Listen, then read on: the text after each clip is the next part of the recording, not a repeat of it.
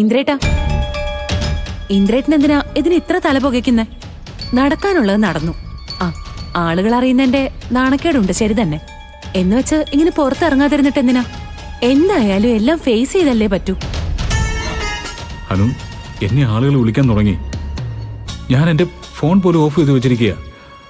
അതൊന്ന് ഓൺ ചെയ്ത് വെച്ചാൽ അറിയാം ആരൊക്കെയാ വിളിക്കാൻ പോകുന്നെന്ന്. ഇവരോടൊക്കെ ഞാൻ എന്ത് സമാധാനം പറയും? അമ്മയെ തലയിലെടുത്ത് വെച്ചവര് തന്നെ അമ്മയെ പിച്ചെടുക്കാൻ വിട്ടെന്ന് പറയില്ലേ? ഇത്രയും വലിയ മഹാഭാവം എന്റെ തലയിൽ കെട്ടിവെക്കാൻ മാത്രം ഞാൻ എന്ത് തെറ്റാ ചെയ്തെന്ന് എനിക്ക് മനസ്സിലാവുന്നില്ല. ഇന്ദ്രേട്ടാ, ഇന്ദ്രേട്ടന്റെ ചോദ്യത്തിൽ തന്നെ ഉണ്ട് ഉത്തരം. അമ്മയെ തലയിലെടുത്ത് വെച്ചില്ലേ, അത് തന്നെയാ. ഇന്ദ്രേട്ടാ, നമ്മൾ ഒളിച്ചിരിക്കുമ്പോഴാ ആളുകൾ നമ്മളെ തെറ്റിദ്ധരിക്കുന്നത്. ഇന്ദ്രേട്ടൻ സാധാരണ പോലെ കടയിലൊക്കെ ഒന്ന് പോയി നോക്കിയേ, ആർക്കും ഇന്ദ്രേട്ടനെ പറ്റി ഒരു തെറ്റിദ്ധാരണയും ഉണ്ടാവില്ല. എന്നാ പിന്നെ ഒന്ന് ഇറങ്ങി നോക്കാല്ലേ? എനിക്കും കടയിൽ പോകേണ്ട ആവശ്യമുണ്ട്. ഇന്ദ്രേട്ടൻ ധൈര്യമായിട്ട് പോ. സത്യനും ശ്യാമും ഒക്കെ അവരുടെ കാര്യം നോക്കി പോയില്ലേ. പിന്നെ ഇന്ദ്രേട്ടൻ പോയിട്ട് വൈകുന്നേരം നേരത്തെ വരാൻ നോക്ക്. ഇന്നെന്തായാലും ബിച്ചുമോന്റെ ബർത്ത്ഡേയുടെ കേക്ക് മുറിക്കണം. അവന് നമ്മൾ പ്രതീക്ഷ കൊടുത്തതാ. ശരി, എന്നാ ഞാൻ ഇറങ്ങാം.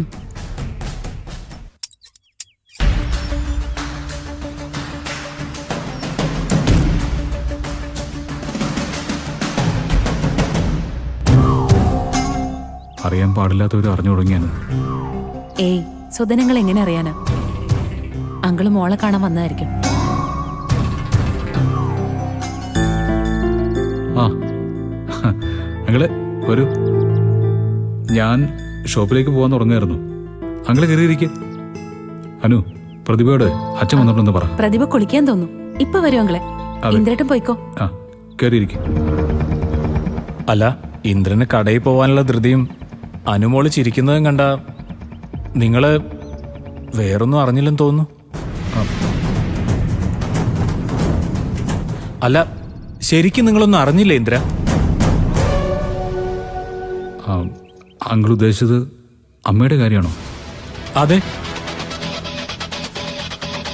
ഞാനറിഞ്ഞത് ഇന്ദ്രനും അനുവും അമ്പലത്തിലുണ്ടായിരുന്നെന്നാണല്ലോ. ശരിയല്ലേ? ആ അതെ. ആ, മോൻ്റെ പിറന്നാളിന് വഴിപാട് നടത്താൻ പോയപ്പോഴാണ് അമ്മ അവിടെ ഭിക്ഷാടനത്തിന് ഇരിക്കുന്നത് കണ്ടത്. നാണം കിട്ട് തല കുഞ്ചാവിടുന്ന് വരികയായിരുന്നു നിങ്ങളെ. അല്ല, അങ്കിൾ എങ്ങനെയാ അറിഞ്ഞത്? ഇത്ര പെട്ടെന്ന് ന്യൂസ് ഫ്ലാഷ് ആയോ? എന്നെ ഒരാൾ വിളിച്ച് പറഞ്ഞതാ. വാർത്ത ഇനിയേ കാറ്റിനേക്കാളും വേഗത്തിലങ്ങ് പറക്കും. ചില പരിചയമുള്ള ഓൺലൈൻ ചാനലുകാരൊക്കെ അവിടെ ഉണ്ടായിരുന്നു. ആ ദേ, എന്നെ വിളിച്ചു പറഞ്ഞ ആളെ എനിക്കൊരു വീഡിയോ അയച്ചു തന്നു. വീഡിയോ? ആ ദേ, ഒന്ന് കണ്ടു നോക്ക്. പഞ്ചായത്ത് മെമ്പറൊക്കെ വന്ന് സുശീല അങ്ങ് ഏറ്റെടുത്തിരിക്കുക. ദാ നോക്ക്. പീഡനങ്ങളൊക്കെ നടന്നിട്ടുണ്ടാവും.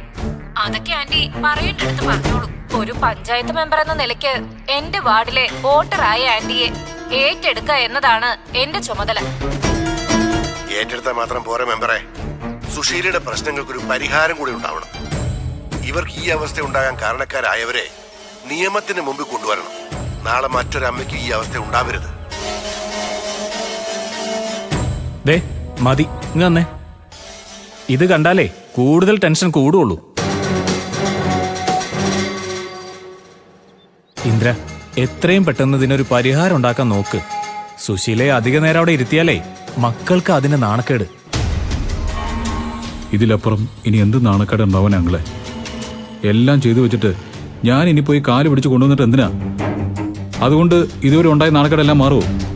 അമ്മ അഹങ്കാരം കൊണ്ട് ചെയ്തതാണെന്നേ സുശീലയെ അറിയാവുന്ന നാട്ടുകാർ പറയും. പക്ഷേ നിങ്ങൾ അമ്മയെ തിരിച്ചുകൊണ്ട് വന്നില്ലെങ്കിൽ മക്കൾ അമ്മയെ വീട്ടിൽ നിന്ന് അടിച്ചിറക്കിയതുകൊണ്ടാണെന്നായിരിക്കും നാളെ ആളുകൾ പറഞ്ഞുണ്ടാക്കാൻ പോകുന്നത്. അങ്കിളെ, നാട്ടുകാർ എന്ത് വേണമെങ്കിലും പറഞ്ഞോട്ടെ. നാട്ടുകാർ തന്നെ അമ്മ ഇവിടെ കൊണ്ടുവന്നാക്കിയാലും കുഴപ്പമില്ല. എന്നാലും ഇന്ദ്രേട്ടൻ അവിടെ പോയി അമ്മയെ കൂട്ടിക്കൊണ്ട് വരുന്നില്ല. അതെ അങ്ങളെ, സ്വന്തം വഴി തിരഞ്ഞെടുത്തവർക്ക് അത് മടുക്കുമ്പോൾ തിരിച്ചു വരാൻ തോന്നും. അപ്പൊ വരും. ആ, അങ്കിള് മോളെ കണ്ടിട്ടല്ലേ പോവും. ഞാൻ ഇറങ്ങുക.